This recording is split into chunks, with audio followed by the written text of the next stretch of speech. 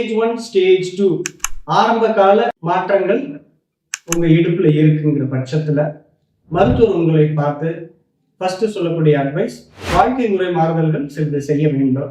Number 2, சில மருந்துகள் உங்களுக்கு கொடுப்பாங்க. நம்பர் 3, கோர் டீகம்ப்ரெஷன், நுண்துளை அறுவை சிகிச்சை. சின்ன துளை மாதிரி போட்டு உங்க எலும்புக்குள்ளார போய் அங்க ப்ரெஷர் அதிகமா இருக்கக்கூடிய இடத்த ட்ரில் பண்ணி விட்டுருவாங்க. ஸோ ப்ரெஷர் கம்மியாகி ரத்த ஓட்டங்கள் ஃப்ரீயா அந்த இடத்துக்கு போக வாய்ப்பு இருக்கும்.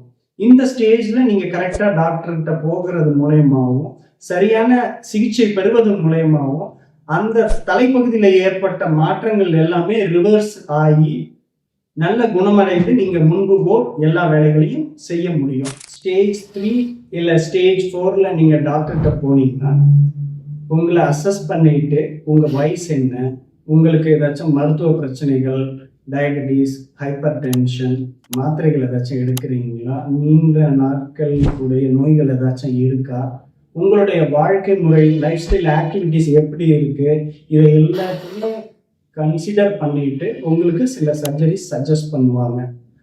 நம்பர் 1, சிலருக்கு ஆஸ்டியோட்டமிங்கிற அந்த வெயிட் டிரான்ஸ்மிஷன் ஆகக்கூடிய ஃபோர்ஸை டைவர்ட் பண்ணி ஒரு சர்ஜரி பண்ணுவாங்க, ஆஸ்டியோட்டமி. Number 2, வாஸ்குலரைஸ்டு ட்யூபுலர் craft.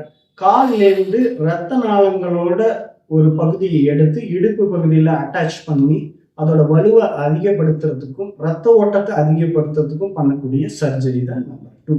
நம்பர் 3, மூன்று மாற்று அறுவை சிகிச்சை, டோட்டல் ஹிப் ரீப்ளேஸ்மெண்ட்.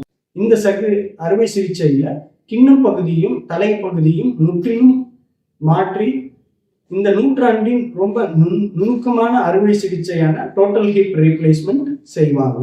சரியான சிகிச்சை சரியான நேரத்தில் பெறுவதன் மூலமாக ஏவாஸ்குலர் நெக்ரோசிஸ்ல இருந்து நீங்கள் முழுமையாக ரெக்கவரி ஆகி நீங்க அறுவை சிகிச்சைக்கு முன்னாடியோ இல்ல மருத்துவ சிகிச்சைக்கு முன்போ வருடக்கணக்கில் மாத்திரைகள் எடுத்துட்டு இருந்ததை எல்லாத்தையுமே குறைத்து வலி இல்லாமல் உங்களுடைய அன்றாட வாழ்க்கை முறைகளை நீங்கள் கம்ஃபர்டபுளா செய்ய முடியும்.